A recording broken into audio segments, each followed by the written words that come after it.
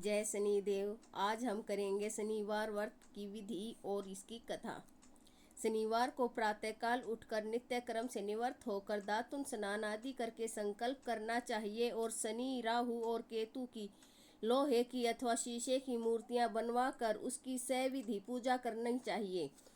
काले अक्षत, काले वस्त्र, पुष्प तथा केले चंदन का प्रयोग करना चाहिए। पूजा आदि पीपल के नीचे की जाए तो उत्तम तरीका है। पूजन के बाद 7 बार प्रदक्षिणा करनी चाहिए। तत्पश्चात वृक्ष में सूत लपेटना चाहिए और शनिदेव की प्रार्थना करनी चाहिए। लोहे के कटोरे में कड़वा तेल भरकर काले तिल तथा काली वस्तुओं का दान करना चाहिए। भोजन भी किसी काले रंग के अन्न का करना चाहिए। काले जौ, काले उर्द, काले तिलों का प्रयोग कर सकते हैं। यदि शक्ति हो तो काले बछड़े वाली गाय सुपात्र ब्राह्मण को दान करनी चाहिए। अब करते हैं शनिवार व्रत कथा।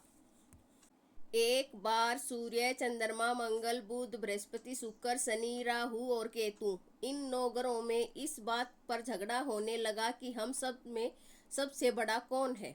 सभी अपने आप को बड़ा समझते थे।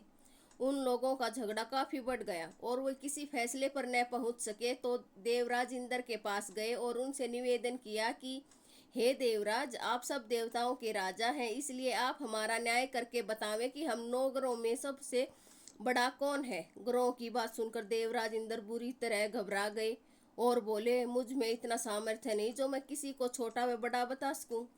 इस समय मृत्युलोक में महाराज विक्रमादित्य का राज है। वह दूसरों के दुखों को दूर करने वाले हैं, इसलिए तुम्हें उनके पास जाना चाहिए। वह अवश्य तुम लोगों का दुख दूर करेंगे। देवराज इंद्र की बात सुनकर सभी ग्रह महाराज विक्रमादित्य के पास गए और सारा किस्सा सुनाया। ग्रहों की बात सुनकर महाराज विक्रमादित्य सोचने लगे कि किसको बड़ा और किसको छोटा बताऊं। काफी देर तक विचार करने के पश्चात उन्होंने एक उपाय सोचा। सोना, चांदी, कांसा, पीतल, सीसा, रंगा, जस्ता, अभ्रक, लोहा आदि 9 धातुओं के 9 आसन बनवाए और उनको कर्मानुसार बिछा दिया। सोने का सबसे आगे और लोहे का सबसे पीछे। इसके बाद राजा ने ग्रहों से कहा, आप सब अपने अपने आसनों पर बैठ जाइए।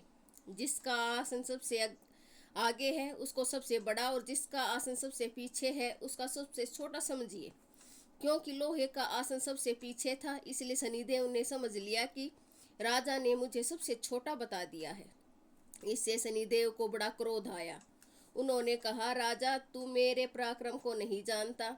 सूर्य एक राशि पर 1 महीना, चंद्रमा 2.25 दिन, मंगल 1.5 महीना, बृहस्पति 13 महीने, बुध और शुक्र 1-1 महीना तथा राहु और केतु उल्टे चलते हुए केवल 18 महीने एक राशि पर रहते हैं। परंतु मैं एक राशि पर 30 महीने तक रह सकता हूँ। बड़े बड़े देवताओं को भी मैंने बड़ा भारी दुख दिया है।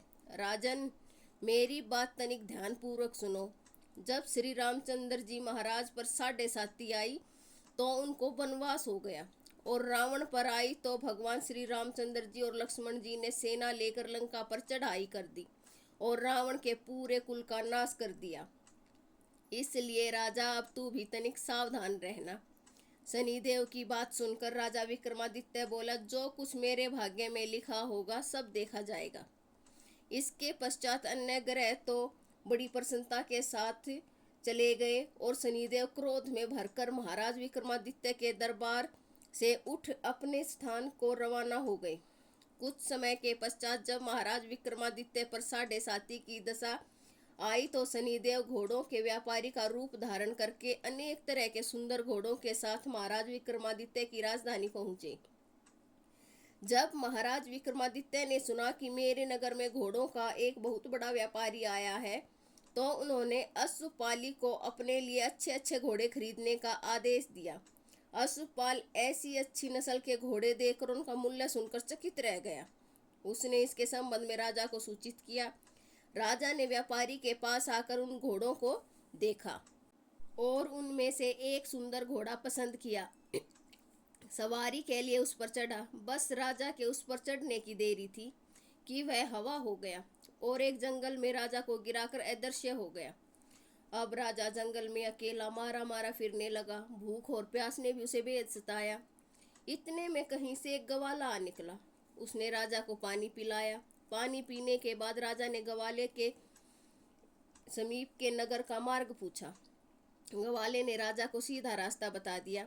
राजा की अंगुली में अंगूठी थी, वह निकाल कर उसने ग्वाले को दे दी और वह ग्वाले के बताए हुए रास्ते पर चलता हुआ शहर में पहुंचा और सेठ की दुकान पर जाकर बैठ गया।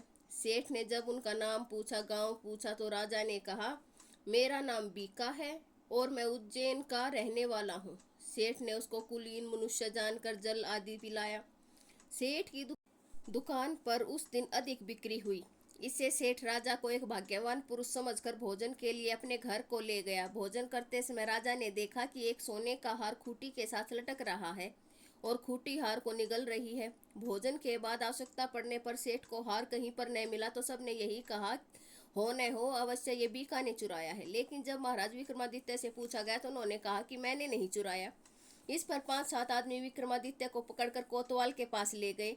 कोतवाल ने उनको राजा के सामने उपस्थित कर दिया और कहा, महाराज, यो तो आदमी भला प्रतीत होता है और चोर मालूम नहीं होता, लेकिन सेठ का कहना है कि चोरी इसी ने की है, क्योंकि इसके घर में इसके अलावा बाहर का कोई आदमी नहीं आया। इस पर राजा ने आज्ञा दी कि इस विक्रमादित्य के हाथ पैर काट कर चौरंगा किया जाए। राजा की आज्ञा अनुसार महाराज विक्रमादित्य के हाथ काट दिए। इसके पश्चात राजा की यह दशा हो गई, किसी ने पानी उसके मुख में डाल दिया तो पी लिया और यदि रोटी का टुकड़ा मुख में डाल दिया तो खा लिया। इस प्रकार कुछ काल व्यतीत हुआ तो एक तेली उनको अपने घर ले गया, अपने कोलू पर बैठा दिया। महाराज विक्रमादित्य कोलू पर बैठे हुए दिन भर बैल हाँकते रहते। जब राजा की बुरी दशा समाप्त हो गई और एक रात को जब वर्षा के समय वह मल्हार गा रहे थे तो उनका गाना सुनकर उस नगर के राजा की लड़की उन पर मोहित हो गई और अपनी दासी को इस बात का पता लगाने भेजा कि देखो इस समय कौन मल्हार गा रहा है। दासी कान लगा कर इधर उधर देखती चली। तेली के घर में उसने देखा कि चौरंगा राग गा रहा है। दासी ने महल में वापिस आकर राजकुमारी को सब वृतांत सुना दिया। दासी की बात सुनकर राजकुमारी ने प्रण कर लिया कि यदि विवाह करूंगी तो इसी चौरंगा के साथ करूंगी। अगले दिन ने राजकुमारी ने अनशन व्रत कर दिया। दासी ने रानी को सब हाल सुना दिया। रानी तुरंत ही राजकुमारी के पास पहुंची और उसके दुख का कारण पूछा। राजकुमारी ने कहा, माताजी, मैंने प्रण कर लिया कि अमुक तेली के घर में चौरंगा है, उसी के साथ विवाह करूंगी। रानी ने कहा, बेटी, क्या तू पागल हो गई है? तेरा विवाह किसी देश के बहुत बड़े राजा के साथ किया जाएगा। राजकुमारी ने कहा, माताजी, मैं अपना प्रण कभी नहीं तोड़ूंगी।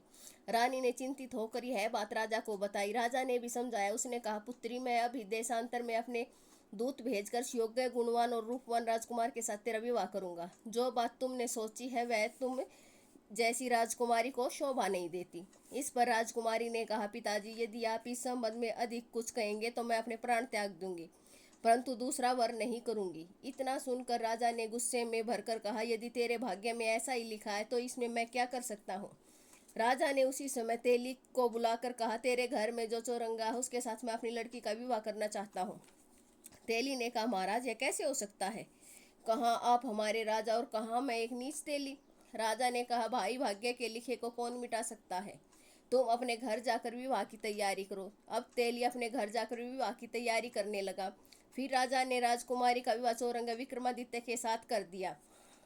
रात्रि के समय जब महाराज विक्रमादित्य और मन भावती महल में सोए तो आधी रात के समय शनिदेव ने राजा विक्रमादित्य को स्वप्न में दर्शन देकर कहा, राजन, कहो तुमने मुझको छोटा बताकर कितने दुख उठाए। तब महाराज विक्रमादित्य ने शनिदेव से अनेक प्रकार से क्षमायाचना की। इस पर शनिदेव ने प्रसन्न होकर महाराज विक्रमादित्य को हाथ पैर दिए। हाथ पैर दोबारा प्राप्त होने के पश्चात महाराज विक्रमादित्य ने हाथ जोड़कर श्री शनिदेव जी से कहा, महाराज, मेरी एक प्रार्थना स्वीकार करें। वह यह कि जैसा दुख आपने मुझे दिया वैसा और किसी को नहीं दीजिएगा। शनिदेव ने कहा, राजन, तुम्हारी यह प्रार्थना स्वीकार करते हैं। जो मनुष्य मेरी कथा सुनेगा और मेरी दशा में किसी प्रकार का दुख न होगा और जो नित्य ही मेरा ध्यान करेगा और चींटियों को आटा डालेगा, उसके सब मनोरथ पूरे होंगे। इतना कहकर शनिदेव अंतर ध्यान हो गए। प्रातः काल जब राजकुमारी मन भावती की आंख खुली तो उसने महाराज विक्रमादित्य के हाथ पैर देखे तो आश्चर्यचकित रह गई। उसको चकित देखकर राजा ने अपना समस्त वृत्तांत कहा और यह भी बतलाया कि मैं राजा विक्रमादित्य हूँ। महाराज विक्रमादित्य की बात सुनकर राजकुमारी अत्यंत प्रसन्न हुई। प्रातःकाल जब राजकुमारी की सखियों ने उसका हाल पूछा तो उसने सबको सब वृत्तांत कह सुनाया। तब नगर भर में प्रसन्नता की लहर दौड़ गई। जब सेठ ने यह खबर सुनी तो दौड़ा हुआ आया और महाराज विक्रमादित्य के चरणों में गिर पड़ा और क्षमा मांगने लगा कि आप पर मैंने चोरी का झूठा दोष लगाया, अतः आप अब जो आपका जी चाहे मुझे दंड दीजिए। राजा विक्रमादित्य ने कहा, सेठ जी, मुझ पर शनिदेव का कोप था, इसके कारण मुझे यह सब दुख उठाने पड़े, इसमें आपका कोई कसूर नहीं है। सेठ ने कहा, परंतु मुझको तभी शांति में होगी जब आप मेरे घर चलकर प्रीतिपूर्वक भोजन करेंगे। राजा ने कहा, जैसे आपकी इच्छा, वैसे मैं इसकी कोई आवश्यकता नहीं समझता। सेठ महाराज विक्रमादित्य को अपने घर ले गया और बहुत से बढ़िया और स्वादिष्ट भोजन उनके सामने रखे। जब महाराज विक्रमादित्य भोजन कर रहे थे तो उन्होंने एक आश्चर्य की बात सबको दिखाई। तो खूंटी पहले हार निगल गई थी, अब उगल रही थी। महाराज विक्रमादित्य ने कहा, जब मुझ पर शनि की दशा थी तब खूंटी ने हार निगल लिया था, और अब जब शनिदेव की दशा समाप्त हो गई है तो खूंटी ने हार उगल दिया है। जब भोजन समाप्त हो गया तो सेठ ने हाथ जोड़कर बहुत सी मोहरे राजा विक्रमादित्य को भेंट की और कहा, मेरे यहाँ एक कन्या है, उसका पाणी ग्रहण आप करें। इसके बाद सेठ ने अपनी कन्या का विवाह विक्रमादित्य के साथ कर दिया और बहुत सा दान दहेज दिया। इस प्रकार कुछ दिनों उस शहर में निवास करने के पश्चात उस नगर के राजा से उज्जैन जाने की प्रार्थना की, और इस प्रकार राजा से आज्ञा लेकर महाराज विक्रमादित्य राजकुमारी मनभावती सेठ की कन्या श्री कंवरी तथा दोनों जगह से दहेज प्राप्त कर अनेक दास दासियों, हाथी, घोड़ों, रथों और पालकियों सहित अपनी राजधानी को रवाना हो गए। जब वह उज्जैन के निकट पहुंचे तो नगरवासियों ने उनका स्वागत किया। अगले दिन राजा विक्रमादित्य ने नगर में यह घोषणा करवाई, शनिदेव सब ग्रहों में सर्वोपरि है। मैंने इनको छोटा बतलाया था, इससे मुझे बहुत दुख हुआ। जो कोई शनिदेव की कथा को पढ़ता है और सुनता है, उसके सब दुख दूर होते हैं।